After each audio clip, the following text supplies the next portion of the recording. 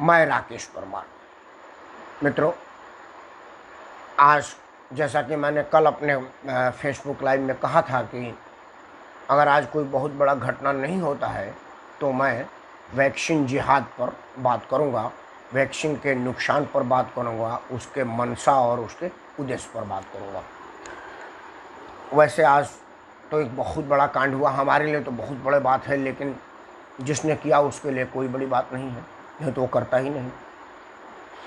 मैं दिल्ली में रहता हूँ तो दिल्ली की बात से ही शुरुआत करते हैं। मित्रों, आप दिल्ली में हैं तो राशन के लिए आपको लाइन में लगना पड़ेगा, दवा के लिए आपको दर दर भटकना पड़ेगा, टीका के लिए आपको निजी अस्पतालों के साथ साथ केजरीवाल के एनजीओ और उनके अपने चुने हुए विधायकों के एनजीओ के माध्यम से ऊंचे और मुँह मांगे कीमत पर वैक्सीन लगवाने के लिए इधर उधर भागना पड़ेगा। लेकिन अगर आप दारू के शौकीन हैं तो आपको दारू के लिए कहीं नहीं जाना पड़ेगा, आप मोबाइल ऐप पर दारू बुक कीजिए, दारू आपके घर आ जाएगा। मतलब ऐसी बेबुद्धि की सरकार, ऐसी मतलब मैं समझ नहीं पा रहा कि कौन से शब्द का इस्तेमाल करूं, मेरे पास उचित शब्द नहीं है कि क्या कोई ऐसी सरकार हो सकती है जो अपने नागरिकों को दवा के लिए तरसा दे, इलाज के लिए तरसा दे, रुला दे, लेकिन दारू घर घर पहुंचा दे। ये है केजरीवाल सरकार। खैर, कई लोग मेरे को बाद में फ़ोन करके कहते यार परमार जी, आप बंडमरू उसको काहे कहते हो, आप बता दीजिए कोई बढ़िया शब्द। आप जितने लोग दिल्ली में रहते हैं उन लोगों ने मोहल्ला क्लिनिक का नाम सुना होगा। मेरे समझ में नहीं आता कि मोहल्ला क्लिनिक में टीकाकरण क्यों नहीं हो रहा है। ये जो वैक्सीनेशन के लिए हमको लंबी लंबी लाइनों में लगना पड़ रहा है, स्कूलों में वैक्सीनेशन का प्रोग्राम हो रहा है, स्टेडियम में हो रहा है और जगहों पर हो रहा है, तो ये जो लाखों करोड़ों रुपया खर्चा करके मोहल्ला क्लिनिक केजरीवाल ने खुलवाया था, उसमें वैक्सीन क्यों नहीं? वैक्सीन वो आदमी नहीं देता तो जो नर्सें देती वही मोहल्ला क्लिनिक में बैठ के दे देती। तो कम से कम वो जो इंफ्रास्ट्रक्चर वहाँ खर्चा किया गया है, कुर्सी टेबल मेज बैठने का जुगाड़, वो स्कूलों में जो अनाप शनाप बिल लग रहा है, वो भाई अस्थायी व्यवस्था तो की गई होगी ना। कम से कम दिल्ली सरकार का उतना पैसा बचता, लेकिन ऐसा नहीं हुआ। एक मिसेज एब्रोल है, आर के पुरम साइड से शायद हारी हुई विधायक है, वो चुनाव लड़ी थी भारतीय जनता पार्टी से, वहाँ से हार गई है। उनका एक वीडियो बयान है, अगर ये गलत है तो जुमारी एब्रोल के है, वीडियो पर है, आप साक्ष्य देख सकते हैं। ये मैं अपने तरफ से नहीं कर रहा हूँ, ना ही मुझे इसकी जानकारी है। अमूमन मैं दूसरे के रेफरेंस पर चर्चा नहीं करता, लेकिन ये करने योग्य चर्चा है क्योंकि वो रिलेट करता है मैटर को, केजरीवाल की छटपटाहट, केजरीवाल की रोज रोज का बयानबाजी, और ये बयान से रिलेट करता है। मिसेज एब्रोल ने एक वीडियो बयान में कहा है कि अरविंद केजरीवाल के दो सिपहसालार हैं, राघव चड्ढा और वो जो अपने पत्नी के ऊपर कुत्ता छोड़ दिया था, मैं नाम भूल रहा हूँ उसका, मालवीय नगर वाला, और एक और कोई नाम है। उन लोगों ने कोई एनजीओ बना रखा है जिस एनजीओ के माध्यम से आपको वैक्सीन लगवाने के लिए कहा जा रहा है। मैंने सुना है कि एनजीओ का माध्यम से अगर कोई काम होता है तो मुफ्त में होता है, बिना पैसे पर होता है, लेकिन शायद उसमें सरकार के निर्धारित मूल्यों से भी ऊंची कीमत ली जा रही है वैक्सीन के लिए। दूसरा क्या है कि क्या कोई ऐसा घोटाला हुआ है क्या कि वो जो सरकार दिल्ली सरकार को वैक्सीन केंद्र सरकार दे लगाने के लिए, वो अपने इन सिपहसालारों के माध्यम से, एनजीओ के माध्यम से बंटवा के पैसा कमा रहा है और रोज रोज केंद्र सरकार को इल्जाम लगा रहा है कि भाई मेरे को वैक्सीन नहीं मिल रही है। ये एक चिंता का विषय है और सोचने वाला विषय है, जांच का विषय है, क्योंकि केजरीवाल ऑक्सीजन घोटाला कर चुका है। रोज प्रेस कॉन्फ्रेंस करके कहता था कि मुझे 5,000 टन चाहिए, मुझे 50,000 टन चाहिए, मुझे 20,000 टन चाहिए। जब ऑक्सीजन की ऑडिट हुई तो बोला कि अब मेरे को बिल्कुल ऑक्सीजन नहीं चाहिए, पर्याप्त ऑक्सीजन है। और उसके अपने चुने हुए जनप्रतिनिधि जिसको उसने मंत्री बना रखा है, उसमें हजारों सिलेंडर उसके अपने घर में बरामद हुए हैं और दिल्ली में सिलेंडर की त्राहिमाम हो रही है। केजरीवाल खुद आकर के टीवी पर कह रहे थे कि मेरे पास गैस नहीं है, मैं लोगों का जान कैसे बचाऊं। आखिर दिल्ली सरकार की मदद कैसे होगी, केंद्र सरकार क्यों उनके जान से खिलवाड़ करना चाहती है। ये उप मुख्यमंत्री और मुख्यमंत्री दोनों आदमी का प्रेस कॉन्फ्रेंस है, टीवी पर है, आप लोग यूट्यूब पर देख सकते हैं। इस तरह की घोटाला और जिहाद अगर चलेगा तो कैसे किसी बीमारी से आप लड़ पाएंगे, ये सोचने वाली बात है, चिंता वाली बात है। खैर, आज का मुख्य मुद्दा तो वैक्सीनेशन जिहाद टीकाकरण घोटाला में ये था कि उत्तर प्रदेश की एक नर्स ने जो काम किया वो तो किसी ने नहीं किया। वो तो कहो कि मोबाइल पे आ गया, नहीं तो वो ये बात को मानती ही नहीं कि नहीं ऐसा नहीं हुआ, क्योंकि अभी कोई ऐसा जांच शायद नहीं बना है कि आप एक बार वैक्सीनेट हो जाए तो ये कोई जांच से पता चल जाए कि आप में कोई वैक्सीन लगी है कि नहीं, और अगर लगी भी होगी तो क्या कोई ऐसा जांच है, मुझे पता नहीं, इसलिए मैं इस पर कुछ नहीं कहूँगा। वो नर्स क्या करती थी कि इंजेक्शन निकालती थी और आपके अंदर सुई चुभोती थी, उसके बाद थोड़ा रुक करके और फिर वो सुई निकाल लेती थी इंजेक्शन और कूड़े में फेंक देती थी। उस सिरिंज में वो इंजेक्शन रहता था, वो इंजेक्शन इन नहीं होता था, मतलब शरीर में इंक्लूड डाला नहीं जाता था। ऐसा उसने सैकड़ों हजारों की संख्या में किया। जब एक आदमी देखा कि यार इंजेक्शन, क्योंकि उसका अगला बारी था, तो वो उसने क्या किया कि मोबाइल से वीडियो बना लिया, क्योंकि वैक्सीन पॉइंट पर मोबाइल अलाउ है। आप देख भी रहोगे कि बहुत सारे लोग वैक्सीन लगवाने का फोटो लगाते हैं। मेरे कई दोस्त मित्र भी अपना वैक्सीन लेते हुए वीडियो और फोटो लगाए हैं। अच्छी भी बात है, इससे लोगों में मोटिवेशन होता है, प्रोत्साहन मिलता है कि भाई हम भी वैक्सीनेट हो जाए जब ये लोग वैक्सीन लगवा रहे हैं, तो वो सही है। लेकिन वो फ़ायदा कर गया, उसकी वीडियो बनाया और जब जांच आया तो उस नर्स को निकाल दिया गया है। उसके साथ एक और डॉक्टर और एक और कोई आदमी पकड़ा गया है। वो सब के सब, मैं धर्म कहूँगा तो आप कहेंगे कि हिंदू मुसलमान कहने लगा, मैं तो कहूँगा कि वो देशद्रोही है, देश का दुश्मन है, इंसानियत का दुश्मन है। और वो ऐसा करती नर्स पकड़ी गई थी, वो और उसके कोई सहयोगी भी पकड़े गए थे। उनका उद्देश्य तो ये होगा ना कि वैक्सीन बर्बाद कर दो, और जिन लोगों को वैक्सीन लग गया उनके अपने हिसाब से कि मैं वैक्सीन लगवा चुका हूँ, तो वो थोड़ा लापरवाह हो जाएंगे, फिर उनको कोरोना संक्रमित होगा और कोरोना संक्रमण से ये मर जाएंगे या बीमार पड़ जाएंगे, और फिर अगले दिन टीवी पर मुंह फाड़ के कहेंगे कि देखिए जी, मैं कोरोना का दोनों टीका लगवाया था, उसके बाद भी मेरा मौत हो गया। मतलब आप देश में पहले तो कोरोना टीकाकरण की बदनामी कराएं कि ये जांच नहीं हुआ है। कई चुने हुए जनप्रतिनिधि, कई नेता कहे कि मैं वैक्सीन नहीं लगवाऊंगा। करीब करीब विपक्ष का सभी नेता वैक्सीन नहीं लगवाने का कहा है। करीब करीब मोदी विरोध के सारे पत्रकार चैनल पर कहे हैं कि मैं वैक्सीन नहीं लगवाऊंगा, मुझे इस वैक्सीन पर भरोसा नहीं है, जांच नहीं हुई है, ये नहीं हुआ, फलाना ढिमाका। जनता को उससे बरगलाया। कई लोग अपने नेताओं की बात सुन करके दिग्भ्रमित हुए। और हमारे उत्तर प्रदेश में एक जिला है जहां पर वैक्सीन लगाने के लिए चिकित्सा स्टाफ गया तो वो नदी में कूद गए। टीवी पर बयान हुए लोगों का कि जब वैक्सीन लगा के ही मरना है तो हम बिना वैक्सीन लगवाए मरे भैया, हमको मरना है, इसलिए हम नदी में कूद गए कि जब मरना है तो गंगा मैया के गोद में मरे, ये सुई लेके क्यों मरे? क्यों? क्योंकि उनके नेताजी ने उनको समझाया था। जब वो सब चीज़ें फेल हो गई, क्योंकि आजकल सोशल मीडिया बड़ा सक्रिय है, सब लोगों का बयान आने लगा, देश दुनिया के स्वास्थ्य से संबंधित लोगों का जब इस विषय पर लानत मानत आने लगा, तो अब वो सरकार की बदनामी कराने के लिए कह रहे कि भाई 3 दिन के अंदर 130-35 करोड़ वैक्सीन ले आ दीजिए। मतलब जैसे बरसात में ओले पड़ते हैं ना आसमान से, आप देखते होंगे पूरा सड़क भर जाता है। हम लोग छत पर जब बारिश होती है तो जाते थे, देखते थे पत्थर, हमारे यहाँ भोजपुरी में पत्थर पड़ता, मतलब उसको हिंदी में ओले बोलते हैं। नहीं, लोग कहते हैं कि सर मुड़ा तो ओले पड़े, मतलब वो जो पत्थर का टुकड़ा पड़ता है, तो आदमी देखता है कि छत पर एकदम छत भर जाता है टुकड़े से। तो विपक्ष के नेताओं और विपक्ष के पत्रकारों को ये लगता है कि ओले के तरह से वैक्सीन गिरेगा और हम उठा करके इनपुट कर देंगे। ये हुआ है। और अब जब इससे भी नहीं हुआ, मोदी जी अब 10 लाख 15 लाख वैक्सीन रोज उपलब्ध करा रहे हैं, अपने फार्मा के अलावा विदेशों से मंगाने लगे। देश दुनिया वैक्सीन दान में देने लगी, सहयोग में देने लगी, और वैक्सीन का कोई कमी नहीं रहा। तो अब ये एक नया तरह का वैक्सीन जिहाद, मतलब सरकार को हर एंगल में फेल करने का ये नापाक कोशिश का देशवासी क्या जवाब देंगे? कानून में तो हमारे देश में कोई सज़ा नहीं है जिसे आदमी डरे। वो जेल जाएगी, 2-4-6 महीने रह करके आ जाएगी।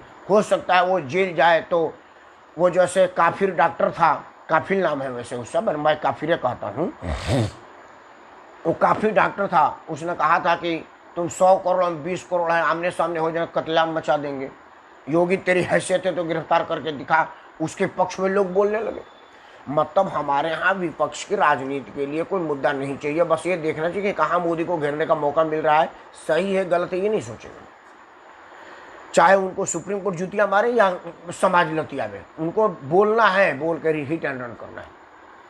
मित्रों, इस जिहाद में एक सबसे बड़ा और कारण आ रहा है। आपने देखा होगा कि पंजाब के एक नदी में कोरोना के लड़ाई में इस्तेमाल होने वाली महंगी और बेशकीमती दवाई नदी में बहती हुई पाई गई। मतलब वहाँ पर लोगों ने नदी में बहवा दिया वो दवाई कि भाई किसी को लग जाएगा तो फ़ायदा हो जाएगा, इससे बढ़िया हो कि दवाई मिले ना। आपने देखा होगा कई राज्यों में कोरोना में इस्तेमाल होने वाले उपकरण अनयूज्ड पड़े हुए हैं। कई जो यूज हो रहा है वो या तो ख़राब हो गया या ख़राब कर दिया गया है। मतलब इन सब चीज़ों को देखने के बाद तो हमें यही लग रहा है कि 100 में 99 शैतान बेईमान, फिर भी हम कहें कि भारत में रहा महान, ये सोचने वाली बात है।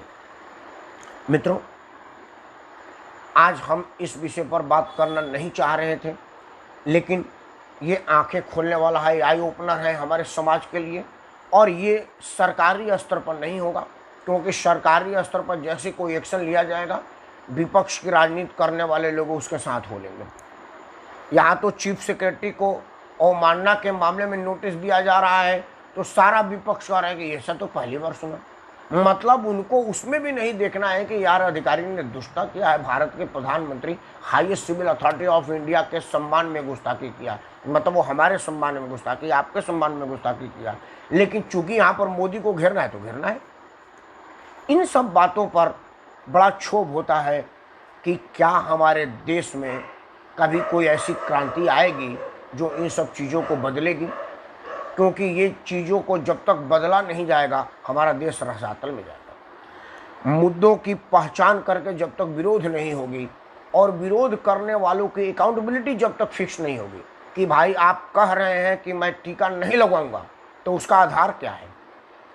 अगर ये जांच में पता चल जाता है, साबित होता है कि टीका लगाना फ़ायदेमंद है, नुकसान नहीं है, तो उन तमाम लोग, वो तमाम नेता, वो तमाम पत्रकार, वो तमाम बुद्धिजीवी जो टीका का शुरू में विरोध कर रहे थे, क्या उनको बिहाइंड द बार नहीं करना चाहिए? उन पर सीवियर से सीवियर, हैवी से हैवी पनिशमेंट नहीं करना चाहिए?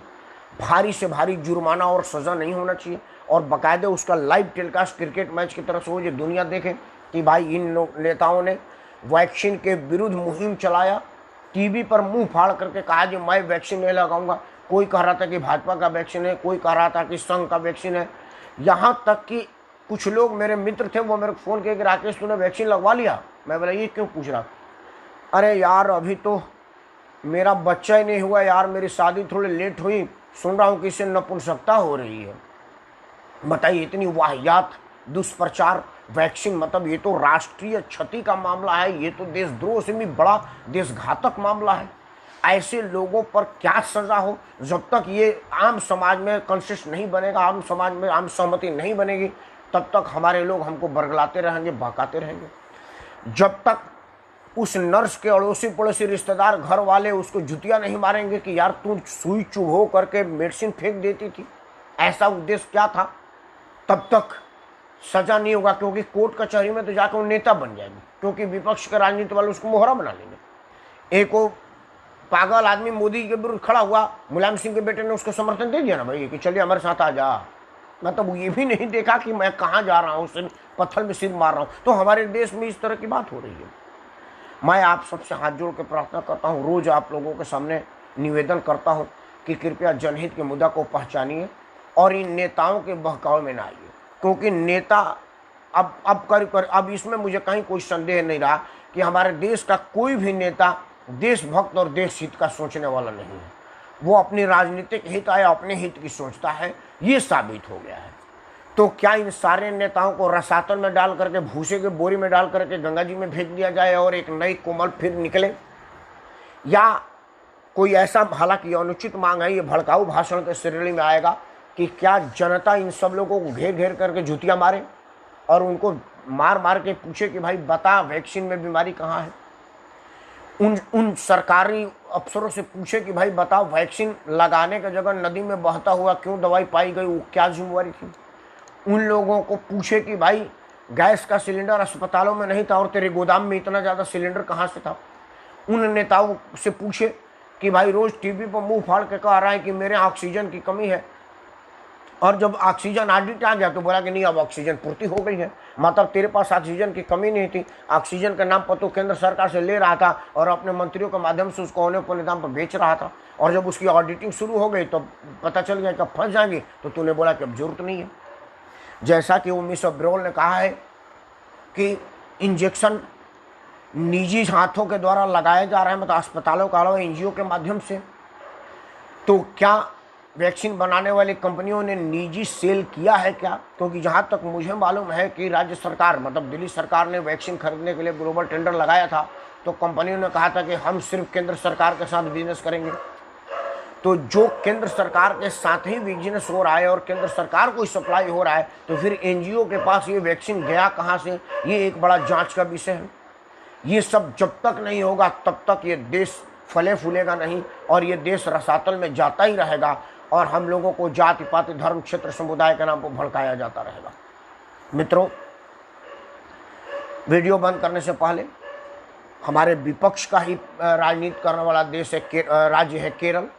देश में भारतीय जनता पार्टी की विरोधी कम्युनिस्ट की सरकार है वहाँ पर, लेकिन मैं केरल के जनता, वहाँ की नर्सें, वहाँ के चिकित्सा स्टाफ और मुख्यमंत्री को भी, अगर आलोचना मुख्यमंत्री को किया जाएगा तो भाई उनकी तारीफ भी तो की जाएगी, क्योंकि नेतृत्व तो उन्हीं का है। मैं हाथ जोड़ के उनको सादर प्रणाम करता हूँ, केरल की तमाम नर्सों का, डॉक्टरों का, जो लोग इंजेक्शन लगाने में थे। पता चला कि मैं एक रफी फिगर बताता हूँ, एक्चुअल नहीं है, आप मत कहिएगा कि फिगर गलत बोल गया, कि जैसे अगर 10 लाख वैक्सीन एम्पुल दी गई थी केरल को, तो वहाँ के नर्सों ने अपने कुशलता से ली, अपने कार्य क्षमता और देश के प्रति ईमानदारी के लिए 12 लाख लोगों को वैक्सीनेट किया।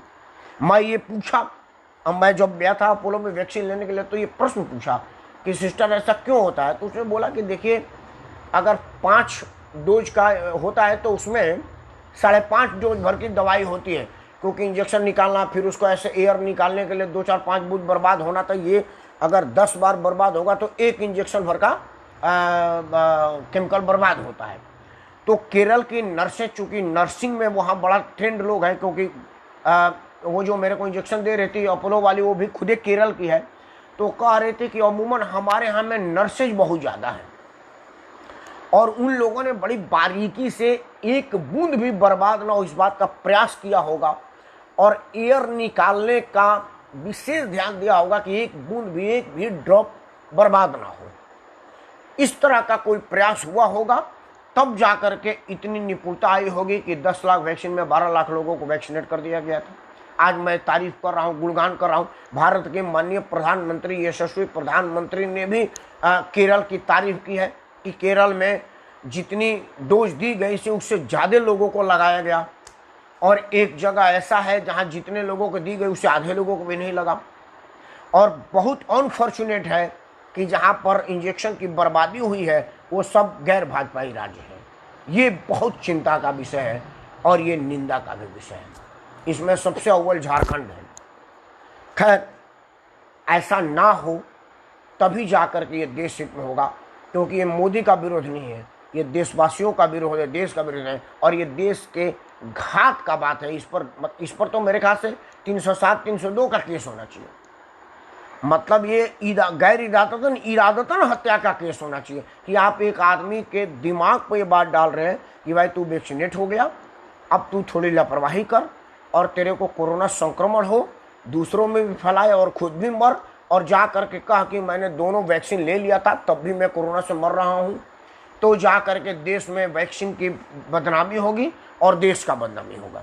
अगर इस मंशा के उद्देश्य में भी राजनीति की जाएगी और कानूनी दांव-पेच देखा जाएगा तो हमारा भगवान भी हमारे को नहीं बचा पाएगा, क्योंकि भगवान भी कहते हैं कि सब मैं ही थोड़े करूँगा, कुछ तुम्हारे जिम्मे भी लगा रहा हूँ। तो देशवासियों से हाथ जोड़ के प्रार्थना है कि जहाँ पाइए वहीं विरोध कीजिए, विरोध का लोकतांत्रिक तरीका अपनाइए। किसी तरह की उद्दंडता, गुंडई, बदमाशी के लिए हम नहीं कहेंगे, लेकिन आप नेताओं का जलील कीजिए, नेताओं को बेइज्जत कीजिए और उनको बताइए कि हम तेरी कलई समझ गए हैं कि तू खुद पहले वैक्सीन ले लिया।